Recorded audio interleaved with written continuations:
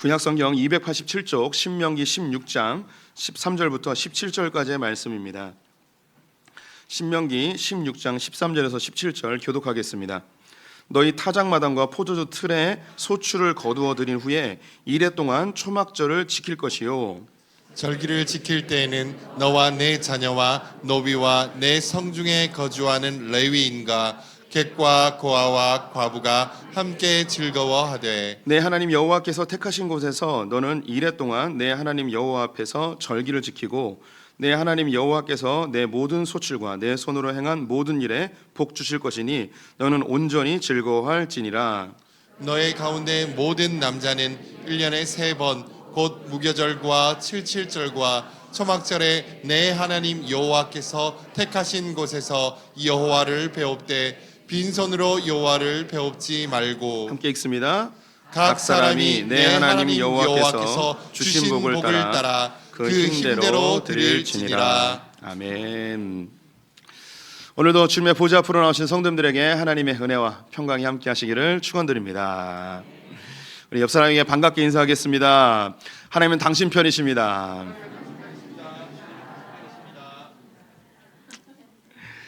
예, 오늘은 추수감사 주일입니다. 1년 동안 수확한 것을 하나님께 감사로 예배 드리는 날이죠. 이 추수감사절은 미국 청교도들에 의해서 처음 시작이 되었습니다. 영국에서 신앙생활하던 개혁파 청교도들이 구교에 의해서 그리고 영국 성공회에 의해서 핍박을 당하게 되자 신앙의 자유를 찾아 1960년에 미국으로 메이플라워를 타고 102명의 사람들이 넘어오게 되었습니다. 하지만 그해 겨울은 너무나 혹독하였고 먹을 것이 없어서 44명이 그 겨울을 지나면서 죽게 되었습니다. 봄이 되었지만 여전히 먹을 것이 없었는데 인디언들이 옥수수를 좀 나누어 줌으로 인해서 생계를 유지할 수 있었고 그것을 심어서 11월 달에 추수를 하여 1년째 되던 때에 그들은 추수감사절을 하나님께 드리게 되었죠. 이것이 기독교의 전통이 되었고 우리가 또 복음주의 또 청교도 신앙을 물려받아서 우리도 추수감사절을 지금도 지키고 있습니다. 전통적으로 추수감사절은 11월 셋째 주인데요. 우리 교회는 한국의 정서를 좀 따라서 10월 마지막 주에 추수감사절을 지키고 있습니다. 이 추수감사절이 구약적 의미에서는 초막절의 완성이라 할 수 있겠습니다. 이스라엘 백성들이 반드시 지켜야 될 3가지의 명절이 있었는데요. 첫 번째가 유월절이고 오늘 본문에 무교절이라고 되어 있습니다. 무교절과 유월절은 같은 의미로 사용이 됩니다. 그리고 칠칠절이라고도 하고 맥추절이라고도 하는 오순절이 두 번째이고 마지막이 초막절입니다. 이것이 예수 그리스도로 인하여서 완성되는데요. 이 유월절은 예수님의 십자가의 구원 사역으로 완성이 되었고요. 그리고 오순절은 이스라엘 백성들이 시내산에서 말씀을 받은 때입니다. 이것은 제자들이 오순절 마가의 다락방에서 성령을 받음으로 완성이 되었습니다. 구약은 율법을 받음으로 율법의 시대가 열렸다면 오순절날 성령을 받음으로 성령의 시대가 지금 열리게 된 것이죠. 초막절은 추수감사절로 개념이 이어지고 있지만 이것은 완전히 완성된 것은 아닙니다. 이 초막절이 언제 완성되는가? 예수님께서 다시 오시는 그때에 완성이 됩니다. 예수님께서 떠나시면서 내가 처소를 준비하러 간다고 이야기하였죠. 그 처소가 완성되면 우리를 그 처소로 인도하기 위해서 주님께서 오실 것입니다. 그때는 하나님이 예비하신 모든 영혼들을 추수하는데 이걸 대추수라고 보통 얘기합니다. 추수가 다 맞춰지고 이 추수한 것들을 하나님이 예비하신 처소에 드리는, 수장하는, 추수하여서 보관하는 그 일이 예수님이 다시 오실 때 완성이 될 것입니다. 한 가지 첨가하여 말씀드리면 주님이 예언하신 모든 일들은 다 완성이 되었습니다. 한 가지 남았습니다. 성경에서 예언한 모든 것들이 완성됐는데 딱 한 가지 남았죠. 그게 뭐냐면 주님 다시 오시는 겁니다. 지금까지 모든 것이 이루어졌다면 그 나머지 하나도 반드시 이루어질 줄 믿습니다. 예, 그렇다면 이 초막절의 완성인 이 추수감사절, 이 추수감사절 때 처음으로 하나님께서 만드신 초막절의 의미를 되새겨 보면서 우리가 어떻게 이 추수감사절을 지켜야 될지 한번 은혜를 나눠 보도록 하겠습니다. 추수감사절을 왜 지켜야 되는가? 다른 말로 초막절을 왜 지켜야 되는가? 무엇보다도 첫 번째 이유는 한 해 동안 베푸신 하나님의 은혜에 대해서 감사하는 것입니다. 오늘 본문에도 보면 타작마당과 포도주의 틀에 소출을 다 거둬들인 이후에 하나님 앞에 초막절에 절기를 지켜라라고 이야기하고 있습니다. 하나님이 베푸신 은혜에 대해서 감사하는 날이 바로 오늘 추수감사절 초막절입니다. 감사는요, 우리 기독교에서만 강조하는 것 결코 아닙니다. 타 종교에서도 감사를 강조하고요, 도덕과 윤리에서도 감사를 강조합니다. 감사는 굉장히 중요한 덕목이죠. 인간관계 속에서 감사를 하지 않는 자들을 배은망덕하다라고 이야기합니다. 감사는 인간관계를 유지해주고 이어주는 중요한 매개체가 됩니다. 누군가가 감사를 하지 않으면 우리는 다시 돕고 싶지 않고 선물도 주고 싶어 하지 않는 것이 우리의 당연한 인지상정이겠죠. 그래서 그런지 이 감사를 어린 시절부터 강조하고 교육하기를 즐겨합니다. 우리 성도님들도 자녀들에게 감사하라고 이 고백을 하도록 많이 가르치죠. 어떤 한 유치원에서 이 감사를 알려주기 위하여 유치원 선생님이 아이들에게 질문하였습니다. 여러분, 부모님이나 어르신들이 선물을 주면, 용돈을 주면 뭐라고 대답하면 좋을까요? 아이들이 잘 대답을 못하는 거예요. 그래서 힌트를 주시죠. 여러분, 너무 어렵지 않아요? 끝에가 다자로 끝나요. 뭘까요? 그래서 한 아이가 이야기합니다. 고맙습니다. 잘했어요. 또 한 아이가 이야기합니다. 감사합니다. 잘했어요. 또 없을까요? 한 친구가 이렇게 이야기합니다. 뭘 그런 걸 다.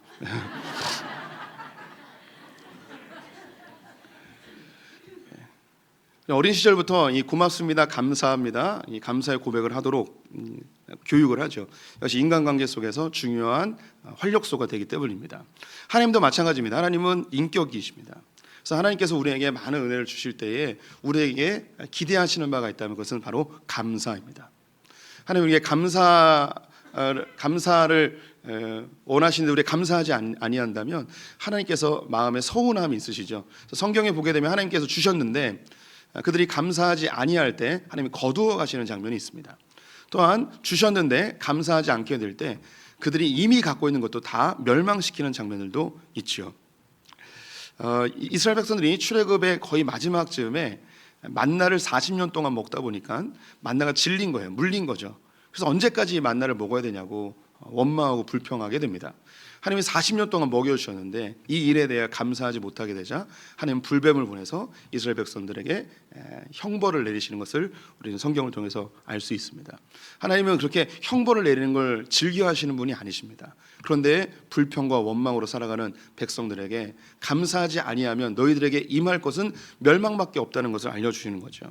우리 인간관계 속에서도요, 감사하지 않는 사람들 삶이 피폐해지는 것을 충분히 우리는 알 수 있습니다. 감사와 또 고마움을 늘 표현하는 사람들에게 인정받고요, 하나라도 더 주고 싶은 마음이 있게 되죠. 하나님은요, 우리에게 감사를 요구하는 것 굉장히 많습니다. 성경이 직접적으로 하나님께서 감사하라 명령하는 게 거의 50번 나오고요, 간접적으로 이야기하는 것까지 합치면 거의 100번 정도 감사를 요구하고 있습니다. 하나님이 얼마나 감사를 원하시는지 심지어 데살로니가전서에서는 범사에 감사라고 이야기하죠. 이 범사라는 것은요, 모든 일입니다. 모든 일에 대해서 감사라는 거예요. 여기에는 좋은 일이 포함됐을 뿐만 아니라 나쁜 일도 포함되어 있습니다. 고통스러운 일, 질병으로 힘들어하는 일, 재정적으로 어려운 일, 수많은 삶의 환경 속에서 주님은 그것까지도 감사하라고 우리에게 요구하고 있죠. 지금 왜 이렇게 우리에게 감사를 요구할까요? 우리는 본질적으로요, 감사를 잘 못합니다.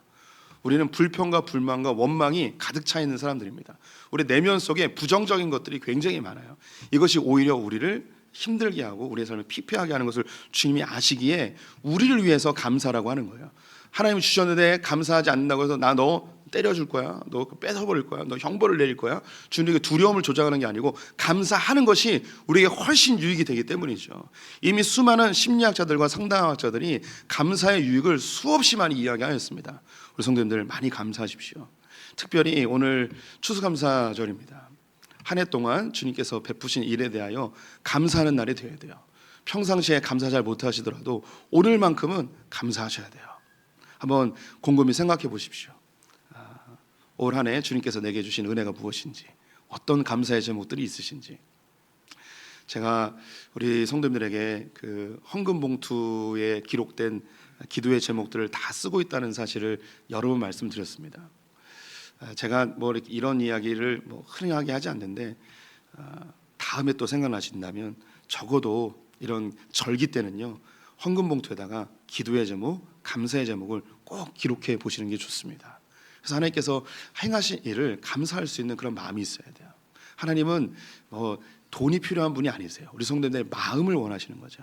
그냥 재정을 드릴 뿐만 아니라 하나님께서 내게 행하신 일에 대한 감사한 내용을 쓰시고요, 또 소원하는 일도 쓰셔서 하나님 감사합니다, 또한 이런 것도 더해 주시면 감사하겠습니다, 이런 신앙의 좋은 습관들이 형성되셨으면 좋겠습니다. 저도 생각해 봤습니다. 올 한 해 무엇이 감사한가. 제가 사진 하나 준비했는데요, 사진 보여드리겠습니다. 이 사진이 뭔지 아시겠습니까? 네, 이 사진은 2022년 작년 추수감사절 때 사진이에요. 하객초등학교에서 전교인 연합예배를 드렸죠. 하객동에서 드린 마지막 연합예배였습니다. 이 날은 다시는 오지는 않을 겁니다. 생각해 보니까 벌써 1년 전 일이네요. 사진 속의 인물은 이상철 목사님이 열심히 레크레이션을 하는 장면입니다. 다음 사진 보여드릴게요. 이 사진은 뭘까요? 이 사진은 올해 3월 마지막 주 하객동에서 마지막 예배를 드린 모습입니다. 참 감사한 시간이었습니다. 2005년도에 개척하여서 2023년까지 함께 했던 거의 18년, 19년 동안 이곳에서 정들었던 곳을 떠나는 것 쉽지 않았지만 하나님께서 새로운 처소를 주신 것, 그리고 그곳에서 우리에게 큰 부흥과 은혜를 주신 것 생생하게 기억을 하고 있습니다. 다음 사진 보여드리면 이건 잘 아시죠? 4월 1일 날 분립 이전 감사 예배를 드린 장면입니다. 이 분립 이전의 과정 거의 2년여가 걸렸습니다. 100곳 이상을 찾아봤고요. 찾다 못해서 거의 포기 직전까지 갔었는데 하나님이 너무 좋은 장소를 우리에게 예배해 주셨고, 또 우리가 아무것도 없었는데 우리 성도님들 십시일반 다 헌금하시고 기도하시고 섬겨 주셔서 이렇게 이전하게 되었습니다. 제가 언제까지 살지 모르겠지만 인생을 돌아볼 때 가장 기쁘고 가장 기억에 남는 순간을 꼽으라면 단연 2023년 바로 이 교회 분립의 순간이 아닐까 싶습니다. 이것은 우리 교회에게만 자랑이 아니고요. 그 다음 사진 보여드리면 우리 교단 신문이 이제 기독신문이라는 곳이 있습니다. 기독신문에 이 사진이 기재가 되었어요. 뉴스 기사로 난 거죠. 조금은 독특한 그런 교회 분립이라고 하면서 기사가 났습니다. 왜 기사가 났을까요? 한국 교회가 주목하고 있다는 거죠. 자부심을 가지시기 바랍니다. 이 소풍교회는요, 한국 교회가 주목하는 교회예요. 저는 이 기사가 난 것이 대단한 일이라고 생각되진 않지만 하나님께서 우리를 칭찬하신다라고 생각이 들었습니다. 우리 소풍교회 성도님들 위대한 결단을 한 것, 하나님께서 칭찬하시는 그런 뉴스 기사라고 저는 생각을 하죠. 우리 성도님들에게는 어떤 감사의 제목이 있으십니까? 개인적인 일도 있을 것이고 신앙적인 일도 있을 것이고, 하나님께서 이 추수감사절을 통해서 우리에게 요구하시는 것, 왜 이 절기를 지키라 하였는가? 하나님이 행하신 일을 감사하라고, 주님의 은혜에 감사하라고 주님께서 이 절기를 지키라 하신 것이죠. 두 번째, 하나님이 이 초막절을 지키라 하신 이유는 무엇이냐면요, 광야 생활을 기억하게 하기 위해서입니다. 이 초막절은 그 이름에서 아시듯이 초막에서 일주일 동안 사는 거예요. 다음 사진 보여드리면 지금도 이스라엘 백성들은 초막절에 텐트를 짓고 이곳에서 일주일 동안 야영하면서 살아요. 제가 첫 번째 성지순례 갔을 때 참 감사한 게 추석 명절에 갔어요. 근데 우리의 추석 명절은요, 이스라엘의 초막절이에요. 그 날짜가 똑같아요. 그래서 그곳에서 이스라엘 사람들이, 유대인들이 텐트 안에서 생활하며 지내는 모습을 직접 눈으로 보게 되었습니다.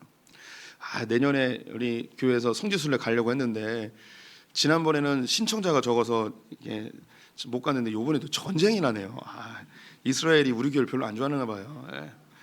우리 교육자들이 제주도로 그 교육자 MT를 2번이나 계획했었는데 2번 다 못 갔어요. 두 번 다 폭풍이 불어가지고 비행기가 안 떠가지고, 그런데 제주도는 우리 교회를 안 좋아한다, 그리고 이스라엘도 우리 교회를 안 좋아한다, 이런 결론을 내리게 됩니다. 참으로 안타깝습니다. 신청하신 분들 너무 상심하지 마시고요. 또 기회가 분명히 있으리라고 생각이 듭니다. 제가 추천해드리고 싶은 게 있는데요, 추석 명절을 끼고 가면 좋아요. 추석 명절에 이 초막절을 직접 볼 수 있기 때문입니다. 지금도 이스라엘 백성들이 이 초막에서 텐트에서 일주일 동안 생활하며 절기를 지킵니다. 그 이유가 레위기에 기록되어 있는데요, 레위기 말씀 같이 읽어보도록 하겠습니다. 이는 내가 이스라엘 자손을 애굽 땅에서 인도하여 내던 때에 초막에 거주하게 한 줄을 너희 대대로 알게 함이니라. 나는 너희의 하나님 여호와이니라. 이스라엘 백성들이 40년 광야 생활을 하는데 그들이 초막에서 텐트에서 생활을 했습니다. 그 세월을 잊지 않고 기억하게 하기 위하여 이 초막절을 지키라 한 것입니다. 가나안 땅에 들어가서 후손들이 태어났겠죠. 후손들은 태어날 때부터 가나안을 경험한 거예요. 그러면 자연스럽게 원래 여기가 우리 땅인가 보구나, 우리는 원래 여기서 살았나 보구나라고 생각을 하겠지만 초막절을 지킬 때마다 아니라는 걸 알게 되는 거죠. 우리는 원래 애굽에서 종살이를 하던 자들이었는데 하나님의 은혜로 이곳에 오게 되었단다. 또한 우리의 조상들이 광야에서 40년 동안 생활하였는데 원망하고 불평하고 불신앙으로 출애굽 1세대들은 다 죽고 출애굽 2세대들이 가나안 땅에 들어오게 되었단다. 그리고 이 가나안 땅은 원래 가나안 족속들이 있었는데 하나님께서 놀라운 기적적인 방법들로 이 땅을 우리에게 선물로 주셨단다. 이 이야기를 후손들에게 하는 거죠. 그들의 과거를 잊지 않게 하는 거예요. 그들의 시작점이 어딘지를 잊지 않게 하는 것이 바로 초막절입니다. 이 초막절을 지키면서 그 후손들은 여러 가지 교훈을 얻을 것입니다. 우리가 원래 애굽의 종이었구나. 우리가 원래 하나님이 아니었으면 여전히 종살이하고 노예 생활을 하였겠구나. 하나님의 은혜로 이렇게 자유한 몸이 되었구나. 이런 것을 깨닫게 되겠죠. 또한 광야 생활 동안 하나님께서 40년 동안 먹이시고 입히시고 신발이 헤어지지 아니하도록 특별히 보호하시고 인도하신 그 하나님의 인도하심을 깨닫는 사람들도 있을 것입니다. 또한 가나안 땅이 나의 노력과 우리의 힘이 아니라 하나님의 은혜로 얻어진 선물이라는 것을 깨닫는 사람들도 있겠죠. 오늘 이 초막절에 우리 성도님들이 기억하셔야 될 것, 이 추수감사절에 반드시 기억해야 될 게 뭐냐? 나의 시작점을 하셔야 돼요. 우리 성도님들은 원래 죄인이었습니다. 인생의 소망도 희망도 없이 암흑처럼 살아갔던 수고하고 무거운 짐으로 허덕이던 존재들이었습니다. 지금은 교회를 다니는 것이 너무 익숙하여서 이것이 나에게 무감각하게 다가올 수도 있겠지만 우리는 이 추수감사절에 잊지 않아야 될 것, 나는 원래 죄인이었다는 사실. 예수 그리스도의 십자가의 은혜가 아니었으면 난 이렇게 자유로운 사람이 되지 못했다는 사실 기억하셔야 됩니다. 또한 광야 40년 이스라엘 백성들을 인도하신 것처럼 지금까지 하나님께서 순간순간 하나님이 나를 보호하시고 인도하시고 먹이고 입히셨다는 사실을 기억하셔야 됩니다. 지금 내가 누리고 있는 모든 것들이 하나님의 은혜이고 내 힘과 내 노력이 아니라 하나님의 선물이라는 사실을 꼭 기억해 주셔야 합니다. 누가복음 10장을 보게 되면 예수님께서 70명의 제자들을 2명씩 짝지어서 전도 여행을 보내십니다. 그리고 능력을 부여해 주시죠. 이 제자들이 흩어져서 예수 그리스도의 복음을 전하고 예수님의 이름으로 병든 자들을 낫게 하고 귀신을 쫓아냅니다. 예수님의 이름으로 선포하니까 귀신이 막 쫓겨나는 거예요. 너무 놀랍죠. 자신들이 경험하지 못했던 일들을 처음 경험해 봅니다. 예수님만 할 줄 알던 일들이 자기들도 행하는 모습에 너무 감격해서 그들이 예수님께 달려와 전도 보고를 합니다. 예수님 우리가 기도하였더니 예수님의 이름으로 기도하였더니 귀신이 쫓겨났습니다. 놀라운 일을 경험했습니다. 그러자 예수님이 뭐라고 이야기하시는가? 나도 안다. 너희들이 기도할 때 귀신이 쫓겨난 걸 나도 안다. 그런데 귀신이 쫓겨난 것으로 그 능력으로 기뻐하지 말고 너희의 이름이 하늘에 기록된 것으로 기뻐해라 라고 이야기하십니다. 우리의 기쁨의 근거는 우리의 구원입니다. 우리의 감사의 근거는 예수 그리스도의 십자가의 구원의 능력입니다. 우리 성도님들, 이 추수감사절 때로는 내 삶에 손에 잡히는 게 없을 수도 있습니다. 열심히 수고했는데 작년보다 오히려 후퇴한 듯한 삶의 모습에 낙심하실 수 있습니다. 그럴 수도 있습니다. 우리 인생이 어떻게 늘 한결같이 우상향으로 올라갈 수 있겠습니까? 우리 인생은 그렇게 그래프가 그려지지 않아요. 때로는 오르락 내리락 하는 것이 우리의 인생이죠. 하나님께 불평할 때, 원망할 때도 있을 겁니다. 하지만 우리 그 내면 깊은 곳에서 우러나오는 구원의 감격, 구원의 감사, 이건 놓치지 않으셨으면 좋겠습니다. 하나님 바라보시면 반드시 가나안 땅으로, 주님의 복된 땅으로 인도해 주실 줄 믿습니다. 세 번째, 이 추수감사절 초막절에 주님이 왜 이 절기를 지키라 하셨는가? 그것은 오늘 본문 제가 15절 말씀 후반부를 제가 다시 읽어드릴게요. 내 하나님 여호와 앞에서 절기를 지키고 내 하나님 여호와께서 내 모든 소출과 내 손으로 행하는 모든 일에 복 주실 것이니 너는 온전히 즐거워할지니라. 하나님이 초막절을 잘 지키래요. 7일 동안. 그런데 잘 지키면 하나님 뭐라 이야기하시는가? 모든 일에 복 주실 것이니 너는 온전히 즐거워할지니라. 복 주실 것이니, 이거는 미래형이잖아요. 우리가 보통 감사는 과거에 행하신 하나님의 일에 대해서 감사한다고 생각을 하겠죠. 그런데 오늘 본문을 보니까 너희가 이 초막절을 잘 지키면 복을 주실 것이다, 미래에 대한 이야기를 하고 있습니다. 이게 굉장히 중요한 내용인데요. 이스라엘의 달력 이야기를 잠깐 해드릴게요. 우리는 새해가 1월에 시작하지 않습니까? 이스라엘은 새해가 언제 시작하냐면 7월에 시작이 됩니다. 그래서 7월 1일이 새날이에요. 새해예요. 그래서 새해를 알리기 위하여서 나팔을 붑니다. 이걸 나팔절이라고 이야기해요. 그리고 7월 10일에 대속죄일이라는 것을 지키는데요, 한 해 동안 지은 모든 죄를 주님께 나아가서 씻는 일이에요. 정결한 몸으로 새해를 시작하는 거죠. 이게 10월 10일이고요. 그 다음에 7월 15일이 초막절이에요. 우리로 이야기하면 1월 15일인 거죠. 새해가 시작된 그 날에 하나님께 초막절 감사의 제사를 드리는 거예요. 앞에서 이미 수확한 것을 가지고 하나님께 감사를 하지만 왜 하나님께서는 1월 15일 새해 15일에 새해 보름에 정월 대보름에 왜 하나님께서는 이 추수감사절을 지키라 하셨는가? 다가오는 한 해도 하나님께서 주실 것에 대하여 미리 감사하라는 거예요. 하나님께서 행하실 일을 미리 감사하는 날이 추수감사절입니다. 제가 우리 성도님들에게 이 부분을 많이 강조하진 않았어요. 제가 생각할 때 한두 번 정도 이야기한 것 같은데, 이 이야기를 참 강조를 많이 하셨던 분이 우리 소풍교회를 개척하신 권혁선 목사님이세요. 권혁선 목사님께서 이 추수감사절이 되면 어떤 이야기를 하셨냐면, 추수감사절에 감사헌금을 드릴 때에 어떻게 감사헌금을 드리는가? 내가 내년에 받고 싶은 봉급의 11조를 하나님께 드리라고 이렇게 지도를 해주셨어요. 내가 올해 내 한 달 봉급이 300만 원이라면 하나님, 내년엔 내가 350을 받고 싶습니다. 그러면 추수감사절에 얼마를 헌금하면 좋냐면 35만 원을 하면 주는 거예요. 저는 이 이야기를 100% 신뢰하고 100% 동의합니다. 추수감사절은요, 다가오는 한 해를 하나님께서 책임져 주실 것이라는 그런 소망으로 지키는 거예요. 그래서 내년에 하나님께서 내게 부어주실 은혜에 대해서 마음껏 주님 복 내려 주십시오. 그 마음이 이 추수감사 헌금에 담기도록 그렇게 권혁선 목사님이 지도해 주셨어요. 제 이야기가 아니고 권혁선 목사님 이야기예요. 하지만 저는 이 이야기에 100% 1000% 동의를 해요. 이런 이야기에 감동이 되셔서, 목사님 이번 추수감사 헌금에 제가 미처 그걸 모르고 조금밖에 못 냈습니다. 제 복이 빼앗기면 어떡하죠? 이렇게 불안하신 분들 다음 주에 내셔도 아무도 욕하지 않습니다. 재정부에서 왜 한 주 늦게 냈습니까? 이렇게 질책하지 않습니다. 말씀을 마무리해 볼게요. 이 추수감사절은요, 하나님께서 지난 1년 동안 우리에게 베푸신 은혜를 감사하는 날이에요. 그래서 오늘은 절대 불평불만하지 마시고요, 오늘만큼은 오직 우리 입술 속에서 다 감사로 나왔으면 좋겠습니다. 오늘 식사가 감사합니다. 예배가 감사합니다. 엄마 아빠 감사합니다. 자녀들에게 감사합니다. 게임 많이 하는 감사합니다. 살림 못하는 아내 감사합니다. 다 감사하는 하루 됐으면 좋겠습니다. 또 오늘의 감사의 근원이 구원으로 인한 감사였으면 좋겠습니다. 하나님, 나 같은 죄인을 구원해 주신 주님 감사합니다. 내가 지금 손에 잡히는 게 없고 눈에 보이는 게 없지만 이 구원의 감격으로 감사하겠습니다. 또한 내년에 나를 더 풍성하게 하실 주님, 내가 미리 감사하겠습니다. 주님 마음껏 부어주십시오. 이런 마음 오늘 간직했으면 좋겠습니다. 우리 그런 의미에서 우리 은혜라는 찬양 함께 찬드리겠습니다.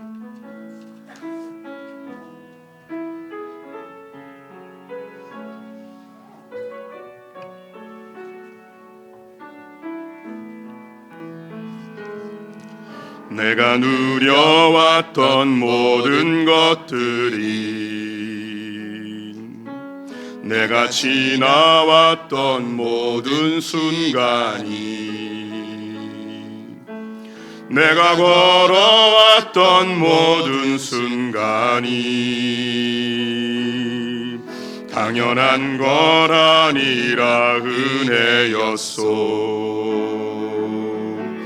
아침 해가 뜨고 저녁에 노을, 밤의 꽃향기와 가을의 열매, 변하는 계절의 모든 순간이 당연한 것 아니라 은혜였소. 모든 것이 은혜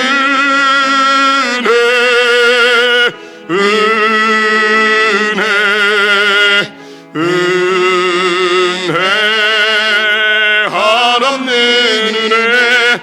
내 삶에 당연한 것 하나도 없었던 것을 모든 것이 은혜였소. 내가 이 땅에 태어나 사는 것, 내가 이 땅에 태어나 사는 것, 어린아이 시절과 지금까지 숨을 쉬며 살며 꿈을 꾸는 삶, 당연한 것 아니라 은혜였소. 내가 하나님의 자녀로 살며 오늘 찬양하고 예배하는 삶, 복음을 전할 수 있는 축복이 당연한 것 아니라 은혜였소. 모든 것이 은혜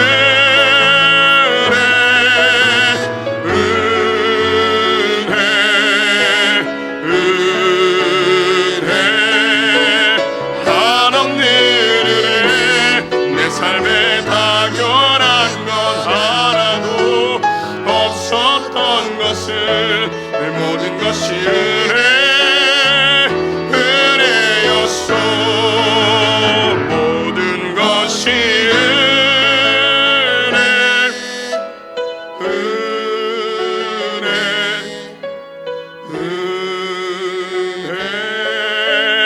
한없는 은혜. 내 삶에 당연한 것 하나도 없었던 것을 모든 것이 은혜였소.